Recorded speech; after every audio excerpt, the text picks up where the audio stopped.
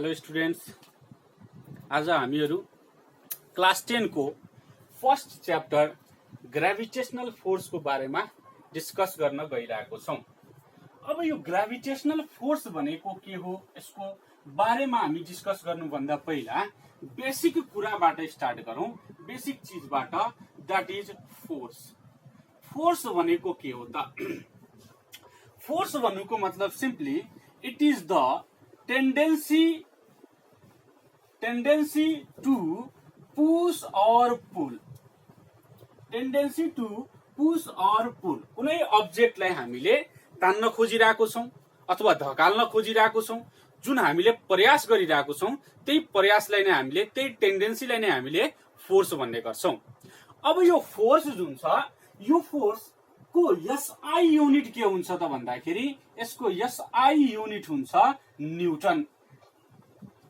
र यो न्यूटनलाई हामीले क्यापिटल एन ले डिनोट गर्ने गर्छौं भने यसको सीजीएस युनिट हुन्छ डाइन। अब यो न्यूटन भन्नुको मतलब अर्को तरिकाले हामीले फन्डामेन्टल युनिटको टर्ममा लेख्ने हो भने KG metre per second square हुन्छ भने डाइनलाई हामीले gram centimetre per second square को टर्ममा लेख्न सक्छौं। यदि हामीले यिनीहरू बीचको रिलेसन हेर्यौं भने 1 newton is equal to 1 KG metre per second square हो भने 1 केजी भन्नुको मतलब 1 KG is equal to 1000 gram. 1 KG is equal to 1000 gram भने यो केजीलाई ग्राममा कन्भर्ट गर्न मैले यहाँ 1000 ग्राम लेख्नु पर्यो। र metre 1 metre is equal to हुन्छ 100 सेन्टिमिटर भने यो मिटरको ठाउँमा मैले 100 सेन्टिमिटर लेख्नु पर्यो। पर सेकेन्ड स्क्वायर आफ्नो ठाउँमा सधैँ छ भने यो 1000 इन्टु 100 भनेको 1 र 5 वटा 0 gram centimetre per second square हामीले लेख्न सक्छौं भने यसलाई मैले 10 to the power 5 gram centimetre per second स्क्वायरलाई हामीले डाइन भन्ने गर्छौं भने 1 newton is equal to 10 to the power 5 dyne. यो एउटा रिलेसन भयो फोर्सको दुवै एसआई र सीजीएस युनिट बीचको। अब यो फोर्सको कुरा भयो भने यसको टाइप्सहरू कति हुन्छन्, यसको नेचरहरू कति टाइप्सको फोर्सेसहरू हुन्छ भने यो फोर्सेसहरू धेरै किसिमको हुन्छन्। हुन त हामी भन्छौं 4 वटा टाइप्स अफ फोर्स हो, स्ट्रङ, वीक, स्ट्रङ्गेस्ट र वीकेस्ट फोर्स भनेर 4 वटा ग्रुपमा क्लासिफाई गर्ने गर्छौं। तर पनि फोर्सको यदि कुरा गर्ने हो भने हामीले धेरै टाइप्स अफ फोर्स हेर्न पाउँछौं। one is gravitational force, gravity force, त्यसपछि अर्को frictional force, muscular force, electrostatics force, nuclear force. यसरी गरेर धेरै टाइप्स अफ फोर्सेसहरू छन्। मैले यहाँ बोर्डमा सबै फोर्सेसहरू लेख्न थाल्यो भने ठाउँ पनि पुग्दैन होला। त्यही भएर यति फोर्सेसहरू जसमध्ये हामीले 10 क्लासमा यो दुईटा फोर्सेसहरूको बारेमा डिटेलमा डिस्कस गर्नु छ भने अब हामीले ग्रेभिटेशनल फोर्सको टपिकमा छिर्छौं। ग्रेभिटेशनल फोर्स भनेको एक्चुअली हो के त? ग्रेभिटेशनल फोर्स भन्नुको मतलब it is the force of attraction. Gravitational force जहिले पनि फोर्स अफ एट्र्याक्सन हो, दुईवटा बडीजहरू बीचको एट्र्याक्टिभ फोर्स हो। अब यो कस्तो बडीजहरूको एट्र्याक्टिभ फोर्स हो भने सबैभन्दा इन्ट्रिन्जिक प्रोपर्टी, सबैभन्दा प्योर प्रोपर्टी अब्जेक्टको दुईटा हुन्छ, चार्ज र मास भने यो ग्रेभिटेशनल फोर्स भन्नुको मतलब it is the force of attraction between any massive bodies. Massive बडीजहरू बीचमा लाग्ने फोर्सलाई हामीले ग्रेभिटेशनल फोर्स भन्छौं। यो ग्रेभिटेशनल फोर्सको कुरा इन्भेन्ट हुनको लागि एउटा सानो हिस्ट्री छ। कसरी यो ग्रेभिटेशनल फोर्सको कुरा आयो त भन्दाखेरि आजभन्दा धेरै वर्ष पहिला 15th सेन्चुरी 14th सेन्चुरीको बेला जति बेला साइन्सको त्यति डेभलपमेन्ट भएको थिएन, त्यति बेला मान्छेहरूले रिलिजियन फ्याक्टर्सहरूमाथि बढी डिपेन्डेन्ट हुन्थे र त्यो कुरालाई बढी विश्वास गर्थे। र त्यहाँ कन्ट्रीहरूमा हाम्रो कन्ट्रीहरूमा एसियन कन्ट्रीजहरूमा वेस्टर्न कन्ट्रीहरूमा जुन चर्चको फादरहरू हुन्थे प्रिस्टहरू हुन्थे रिलिजियन मान्छेहरू हुन्थे तिनीहरूले रुल गर्ने गर्थे कन्ट्रीहरूमा र त्यो रुल गर्दाखेरि तिनीहरूले रिलिजनमा लेखेको अब तिनीहरू आफ्नो तरिकाले भनोस् त अथवा बुकमा लेखेको होस् त तर कुनै तरिकाले उनीहरूले के भन्थे भन्दाखेरि नि अर्थ सोलर सिस्टमको सेन्टरमा बस्छ रे र सन र अरू प्लानेट्सहरू sun along with other planets revolve around the earth सेन्टरमा र सन र अरू प्लानेट्सहरू रिभल्भ गर्छ अराउन्ड द अर्थ र यो थ्योरीलाई हामीले जियोसेन्ट्रिक थ्योरी भन्ने गर्छौं जियोसेन्ट्रिक थ्योरी भन्नुको मतलब it is the theory which states that the earth remain at the center of the solar system but other planet along with the sun also revolve around the earth भने यो जियोसेन्ट्रिक थ्योरीलाई तिनीहरूले blindly support गर्थे चर्चको फादरहरू western कन्ट्रीतिर र हाम्रो eastern कन्ट्रीतिर प्रिस्टहरूले बढी यो चलपहल गर्ने गर्थे यो कुरामाथि सबै मान्छेहरूले यही कुरा मान्नुपर्छ यही कुरा हो नै भनेर विश्वास पनि दिलाउँथे मोटिभेट गर्थे यदि यो कुराको विरोध पनि कसैले गर्यो भने त्यो मान्छेलाई दण्डित गरिन्थ्यो कुनै कुनै मान्छे त जिउँदै जलाइएका पनि छन् यो कुरालाई विरोध गर्दाखेरि कुनै कुनै मान्छे त आजीवन कारावास पनि काटेका छन् त्यो कुराहरू पनि हामीले कुरा गर्छौं यहाँ अब यो जियोसेन्ट्रिक थ्योरी जुन हो यो जियोसेन्ट्रिक थ्योरीलाई अपोज गर्ने सबैभन्दा पहिलो मान्छे 16th सेन्चुरीको आसपासमा 16th सेन्चुरीमा निकोलस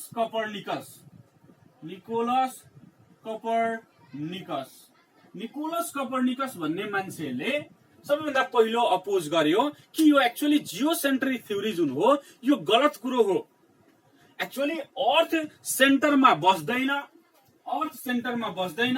यो सेन्टरमा बस्ने भनेको सन सेन्टरमा बस्छ र earth along with the other planet revolve around the sun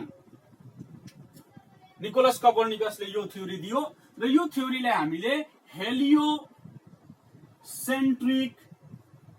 theory भन्छौं हेलियोसेन्ट्रिक theory जुन अहिले पनि हामीले यही थ्योरीलाई मानेर हिँड्छौं बढी हेलियोसेन्ट्रिक थ्योरी भनेर हेलियो भन्नुको मतलब सिम्पली सन र सेन्ट्रिक भन्नुको मतलब बीचमा भने यो हेलियोसेन्ट्रिक थ्योरी भन्नुको मतलब यो थ्योरीले के भन्छ त भन्दाखेरि सन सोलर सिस्टमको सेन्टरमा र earth along with the other planet revolve around the sun यो कुरा भयो तिम्रो हेलियोसेन्ट्रिकको बारेमा अब निकोलस कपर्निकसले जति बेला यो कुरालाई भन्थ्यो त्यति बेला चर्चको फादरहरूले यो कुरालाई त्यति विश्वास गर्थेनन् त्यति मान्थेनन् मान्छेहरूले पनि मोटिभेट गर्न सक्थ्यो निकोलस कपर्निकस त्यसपछि अर्को मान्छे आयो that is the टाइको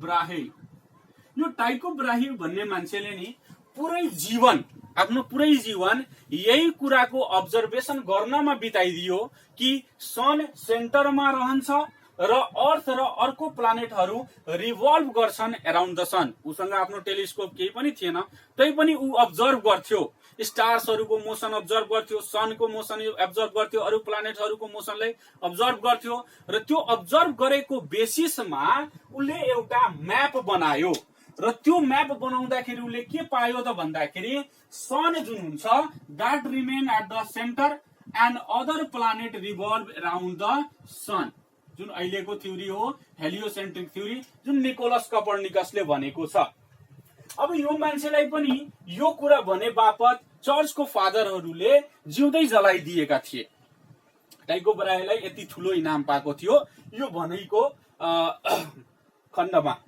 अब यो हेलियोसेन्ट्रिक थ्योरीलाई टाइको ब्राहेले भन्दाखेरि नि उनले जुन म्याप ड्रो गरेको थियो यो म्यापलाई केप्लर्स भन्ने मान्छेले चोरी गर्यो र केप्लर्स भन्ने मान्छेले यो म्यापलाई चोरी गरिसकेपछि यो केप्लर्सले केही म्याथमेटिकल टर्म्सहरू युज गरेर उनले केही लजहरू प्रपोज गर्यो जसको planetary motion Kepler's law of planetary motion छ जुन कि हामीले हायर क्लासमा 11 12 मा पढ्ने गर्छौं सीबीएसई मा भने यो केप्लर्स ल अफ प्लानेटरी मोसनले तीनवटा लहहरू प्रपोज गर्यो केप्लसले। म्याथमेटिकली उसले यो कुरालाई स्ट्रङ गरिदियो कि हेलियोसेन्ट्रिक थ्योरी एक्चुअलीमा हुन्छ। चर्चको फादरहरू अहिले पनि यसको पनि विरोधमा कुरा गरिरहेका थिए। त्यसपछि अर्को एउटा मान्छे आयो, that was known as Galileo Galilei. Galileo Galilei भन्ने मान्छेले, नाम सुनेको छ होला, ग्यालिलियो ग्यालिली भन्ने मान्छेले टेलिस्कोप बनायो र त्यो टेलिस्कोपको अब्जर्भेसनको बेसिसमा हेलियोसेन्ट्रिक थ्योरीलाई राम्ररी सपोर्ट गर्यो। केप्लसले म्याथमेटिकली अब्जर्भेसनको आधारमा ग्यालिलियो ग्यालिलीले धेरै राम्ररी सपोर्ट गर्दाखेरि ग्यालिलियो ग्यालिलीलाई आजीवन कारावास हालिएको थियो यो कुरालाई सपोर्ट गर्नेमा। भने ग्यालिलियो ग्यालिलीले, केप्लसले, टाइको ब्राहीले र अर्को निकोलस कपर्निकस, यो सबै मान्छेले हेलियोसेन्ट्रिक थ्योरीलाई सपोर्ट गरे। हेलियोसेन्ट्रिक थ्योरी नै हुन्छ भन्ने कुरालाई मान्छेहरूसम्म पुर्याउने, चर्चहरूले हामीले भनेको कुराहरू, चर्चहरूले भनेका कुराहरू गलत हो भने प्रुभ गर्नमा पुरै जिन्दगी बिताएका थिए यिनीहरू। तर एउटा कुरा ल सबै मान्छेले माने कि एक्चुअलमै हामी मान्छौँ ल सन सेन्टरमा हुन्छ र अर्थ र अरू प्लानेट्सहरू रिभल्भ गर्छन् रे अराउन्ड द सन, हामीले मान्यौं।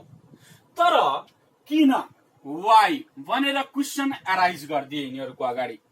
भने यसको एन्सर चाहिँ न ग्यालिलियो ग्यालिलीसँग थियो, न केप्लरसँग थियो, न टाइको ब्राहीसँग थियो, न निकोलस कपर्निकस कसैसँग पनि थिएन।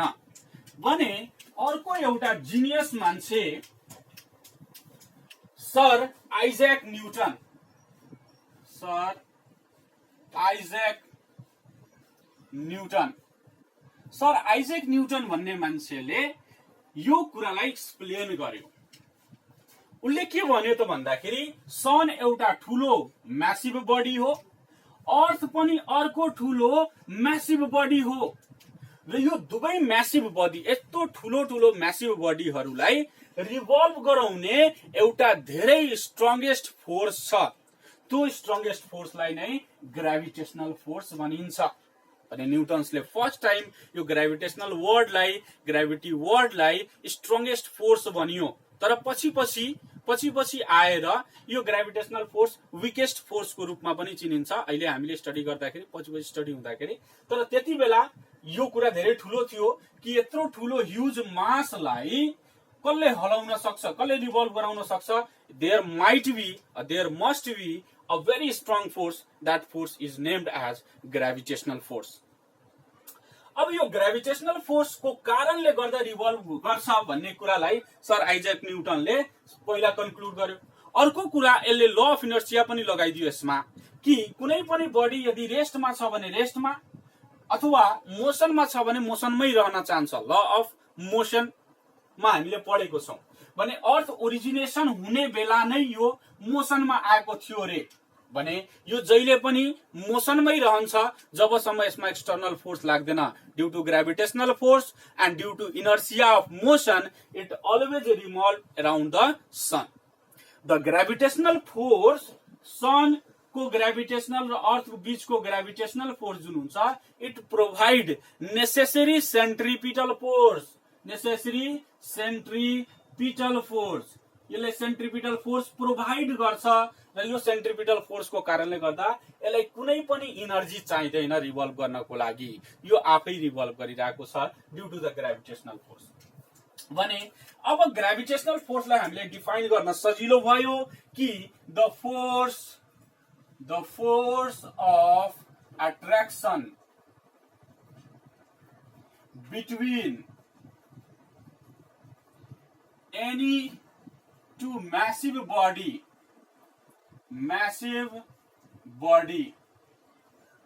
is called gravitational force. Gravitational force भन्नुको मतलब कुनै दुईवटा बडीज म्यासिभ बडी छ, त्यो म्यासिभ बडीहरु बीचमा लाग्ने एट्र्याक्टिभ फोर्स हो। अब मसँग मास छ, यो बोर्डसँग मास छ, यो भित्तासँग मास छ, सबैसँग मास छ भने हामीले एकअर्कालाई के एट्र्याक्ट गरिरहेको छौं त? Answer is yes, we are attracting each other. Gravitational force हामीमा लागिरहेको छ। तर त्यो भन्दा स्ट्रङ ग्राभिटी फोर्स तल पनि लागिरहेको छ, जसको कारणले गर्दा हामी एकअर्कालाई अट्र्याक्ट गरेको फिल गर्न सकिरहेको छैनौं। अब यो कुरा ग्राभिटेशनल फोर्सको कुरा गरिरहेको छौं भने ग्राभिटेशनल फोर्सको नेचरको बारेमा पढौं। नेचर कस्तो हुन्छ ग्राभिटेशनल फोर्सको भने number 1 nature is it is always attractive in nature. यो जहिले पनि एट्र्याक्टिभ नेचरको हुन्छ। अर्को नम्बर 2 मा यो इन्डिपेन्डेन्ट हुन्छ मिडियममा, इन्डिपेन्डेन्ट अन मिडियममा इन्डिपेन्डेन्ट हुन्छ। जस्तै मानौ मैले दुईवटा बल लिए, यो दुईवटा बलको बीचमा लागिरहेको छ फोर्स मानौ 10 न्यूटन लागिरहेको छ भने यदि यो दुवै अब्जेक्टलाई मैले पानीमा डुबाइदिए भने त्यहाँ पनि कति फोर्स लाग्छ भने 10 न्यूटन नै लाग्छ। अथवा अर्थ र मूनको बीचमा मानौ सर्टेन फोर्स लागिरहेको छ F भने यिनीहरूको बीचमा मैले कुनै आइडियल भित्ता बनाइदिरहेको छु भनेपछि ठूलो भित्ता बनाइदियो भने के त्यसको फोर्स घट्छ त? आन्सर इज घट्दैन। किन घट्दैन भन्दाखेरि ग्राभिटेशनल फोर्स कुनै पनि मिडियममा डिपेन्ड गर्दैन। त्यही भएर यो जहाँ पनि हुँदाखेरि ग्राभिटेशनल फोर्स जस्ट दुईवटा बडीको लागि त्यति नै हुन्छ, सेम नै हुन्छ। यो कुरालाई लिएर ग्राभिटेशनल फोर्सलाई लिएर सर आइजक न्यूटनले एउटा ल प्रपोज गर्यो। द्याट ल इज कल्ड ग्राभिटेशन ल अफ अथवा Newton's law of ग्राभिटेशन। Law of ग्राभिटेशन, law of ग्राभिटेशनले के भन्छ त भन्दाखेरि हेरौं। ल अफ ग्राभिटेशनले भन्छ दुईवटा म्यासिभ बडीहरू बीचमा एउटा फोर्स लाग्छ, त्यो फोर्स हो gravitational force. And that force is directly proportional to product of their masses and inversely proportional to square of the distance between their center। मैले त्यो स्टेटमेन्टलाई यहाँ लेखिदिरहेको छु। the force अथवा the gravitational force between two massive body is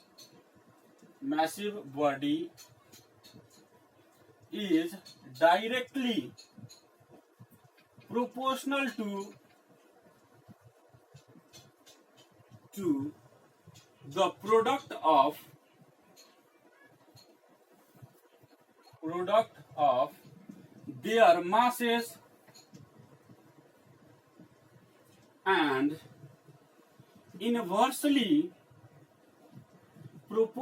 to the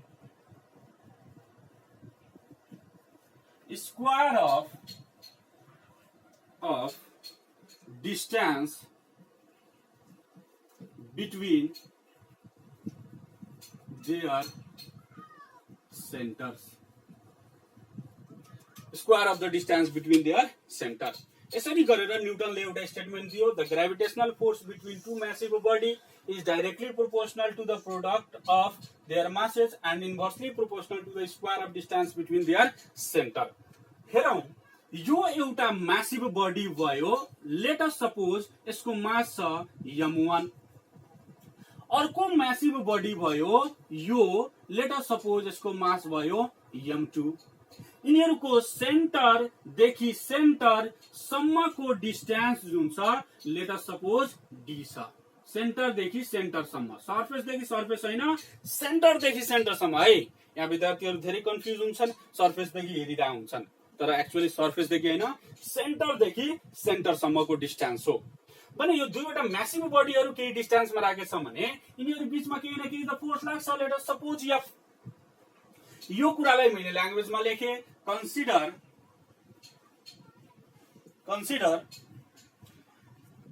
two masses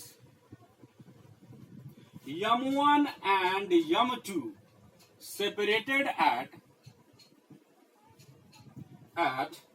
distance d from their centers। F is the gravitational force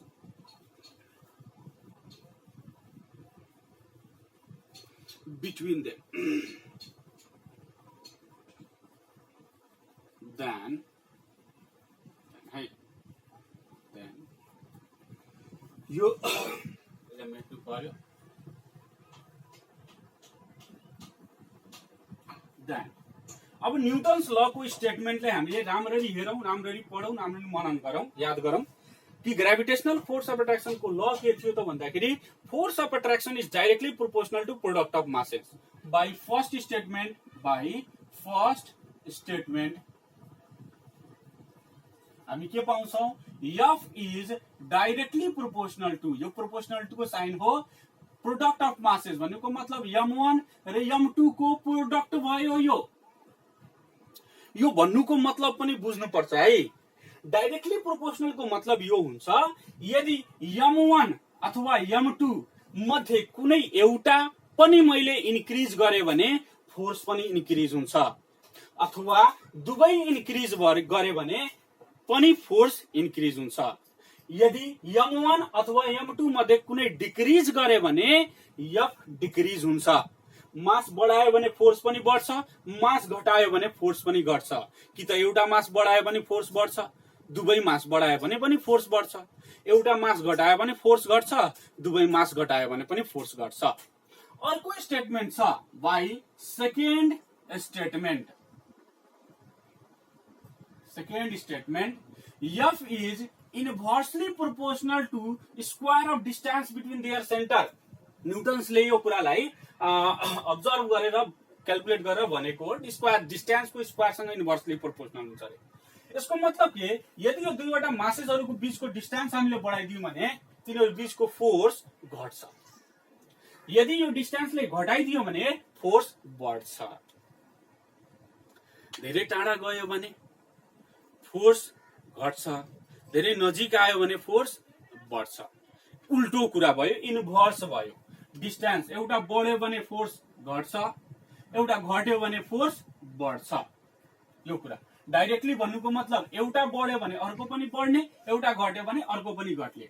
inversely भन्नुको मतलब एउटा बढ्यो भने अर्को घट्ने र एउटा घट्यो भने अर्को बढ्ने भन्ने कुरा बुझिन्छ। भने यो एउटा रिलेसन भयो, इक्वेसन 1 भनिदिए मैले। यहाँ अर्को रिलेसन भयो, इक्वेसन 2 भन्थे, रिलेसन 2 भन्थे मैले। यो रिलेसन 1 र 2 लाई कम्बाइन गरेर हेरौं के आउँछ। यो यस्तो प्रोपोर्शनालिटी को साइन भएको इक्वेशन्सहरुलाई अथवा रिलेसन्सहरुलाई हामीलाई इक्वेट गर्न आउँछ, यो कम्बाइन गर्न आउँछ। कसरी गर्ने त? सबैभन्दा पहिला त लेख्नु पर्यो कम्बाइनिङ दिज इक्वेशन्स। लेफ्ट साइडमा f, यो लेफ्ट साइडमा पनि f छ भने एउटै f लेख्ने। प्रोपोर्शनालिटी को साइन यहाँ पनि छ, प्रोपोर्शनालिटी को साइन यहाँ पनि छ भने यहाँ लेख्दा केही पनि जाँदैन। m1 m2 माथि छ र डिवाइडेड बाई d स्क्वायर छ भने divided by d square. Combine गर्यो भने equation f is proportional to m1 m2 by d square हुन्छ भने यो प्रोपोर्शनालिटी को साइन हटाउनको लागि हामीले एउटा कन्स्ट्यान्ट राख्नु पर्ने हुन्छ। यो कुरा हामीलाई थाहा छ। f इज इक्वल टु एउटा constant rakhi a b c d e f g h जे पनि राख्न सक्छौ, तर एउटा ट्रेडिसन छ, एउटा ट्रेन्ड छ क्यापिटल G लेख्ने। त्यही भएर मैले पनि यहाँ क्यापिटल G लेख्थे। G m1 m2 by d square भयो रे भने मसँग एउटा इक्वेसन आयो f is equal to g m1 m2 by d square, where जहाँ क्यापिटल G भन्नुको मतलब it is a proportionality constant. यो प्रोपोर्शनालिटी को साइन हटाएर आएको कन्स्ट्यान्ट हो, त्यही भएर यो प्रोपोर्शनालिटी कन्स्ट्यान्ट भन्छ यसलाई। तर यसको आमा बुवाले यसको नाम पनि राखेका छन्। यसको नाम हो ग्राभिटेशनल कन्स्ट्यान्ट भन्छ यसलाई, ग्राभिटेशनल कन्स्ट्यान्ट। र यसको भ्यालु नि हेनरी क्याभेन्डिस भन्ने मान्छेले क्याल्कुलेट गर्यो बोइज एक्सपेरिमेन्टबाट टर्सियन ब्यालेन्स युज गरेर। बोइज एक्सपेरिमेन्टबाट टर्सियन ब्यालेन्स युज गरेर क्याभेन्डिसले यो कुरालाई क्याल्कुलेट गरेर कति क्याल्कुलेट गर्यो त भन्दाखेरि 6.67 into 10 to the power 10⁻⁻11 newton metre square per KG square. यति कुरा यति भ्यालु क्याल्कुलेट गर्यो क्याभेन्डिसले टर्सियन ब्यालेन्स युज गरेर। यो ग्राभिटेसनल कन्स्ट्यान्टको भ्यालु हो र यो भ्यालु जुन निकालिएको छ नि, यो भ्यालु चाहिँ कहिले पनि चेन्ज हुँदैन। चाहे त्यो अर्थ मुनमा लगाऊ, चाहे त्यो अर्थ सनमा लगाऊ, कुनै ग्यालेक्सीको लागि लगाऊ, कुनै पनि भ्यालुको लागि, इलेक्ट्रोन प्रोटोनको लागि युज गर ग्राभिटेसनल फोर्सको टर्ममा, यो युज गर्दाखेरि यो भ्यालु जहिले पनि कन्स्ट्यान्ट रहने भएको कारणले गर्दा यसको अर्को नाम पनि भयो universal gravitational constant. Universal gravitational constant पनि यसको नाम हो, किनभने यसको भ्यालु डज नट चेन्जेस, यसको भ्यालु कहिले पनि चेन्ज हुँदैन। त्यही भएर यसको नाम हो ग्राभिटेसनल युनिभर्सल ग्राभिटेसनल कन्स्ट्यान्ट। अब यसलाई कसरी डिफाइन गर्ने त?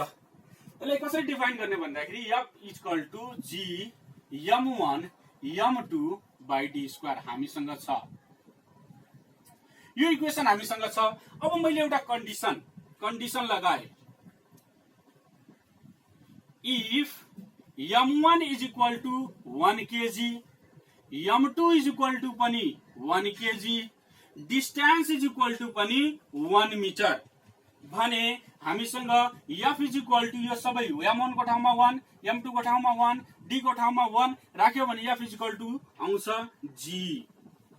यो g भन्नुको मतलब it is the force of attraction अथवा gravitational force between two unit masses. दुईवटा युनिट मासेसहरु छन् 1 kg को masses separated at unit distance from their centre.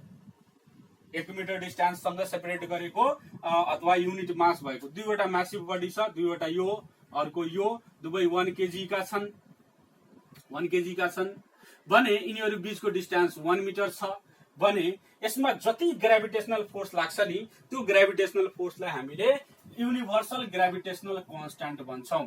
भने यसलाई मैले डिफाइन गर्न खोजे। कसरी डिफाइन गर्न सक्छौ भन्दाखेरि द gravitational force between